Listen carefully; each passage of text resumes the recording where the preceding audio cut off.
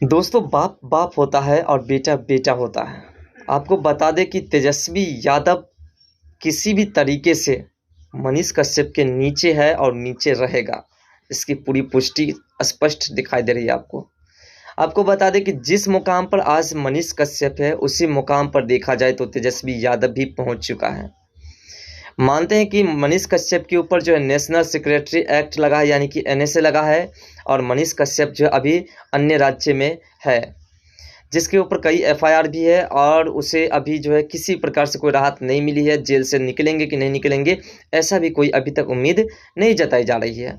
लेकिन आपको बता दें कि तेजस्वी यादव भी इससे कोई कम स्थान पर नहीं पहुंच चुके हैं।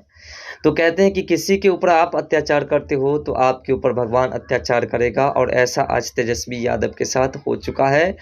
तेजस्वी यादव के ऊपर जो है अब भगवान अत्याचार करना शुरू कर चुके हैं। भगवान जो है खुद किसी के ऊपर कुछ करने के लिए नहीं आते हैं।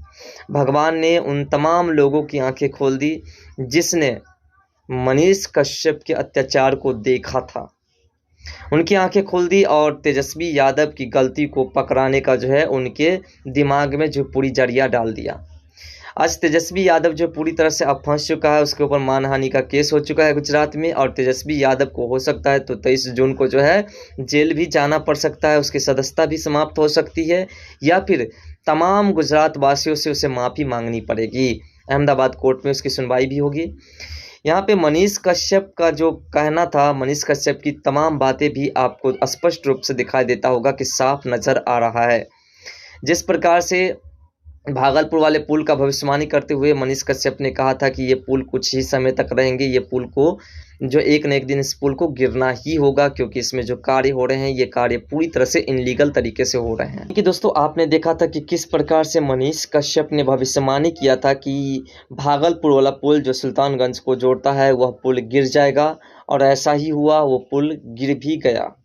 उसके बाद मनीष कश्यप ने बहुत सारी बातों का जो भविष्यवाणी किया था, उसने कहा था कि तेजस्वी यादव की 180 दिन में सरकार भी गिर जाएगी।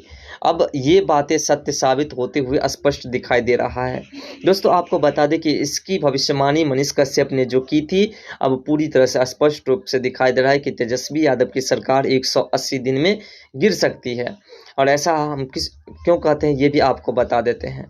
सबसे पहला मुद्दा आपको पता है कि 23 जून को जो तेजस्वी यादव की सुनवाई होने वाली है मानहानि के केस के मामला में गुजरात के अहमदाबाद कोर्ट में, उसमें तेजस्वी यादव को या तो माफ़ी मांगनी पड़ेगी या तो उसकी सदस्यता चली जाएगी। अगर सदस्यता चली जाती है तो वहाँ से उसका खेला ख़त्म हो जाएगा।